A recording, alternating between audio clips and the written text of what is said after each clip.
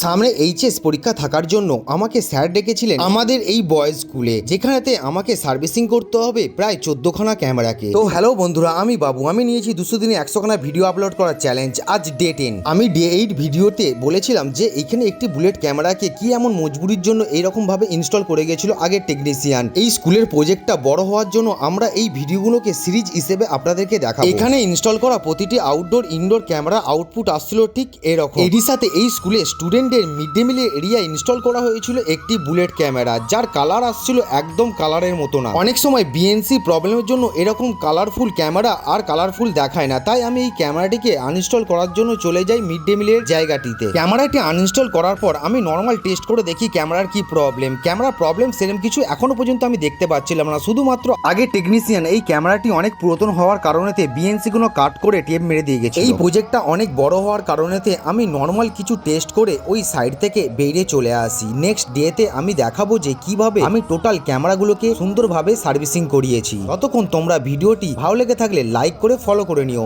ধন্যবাদ।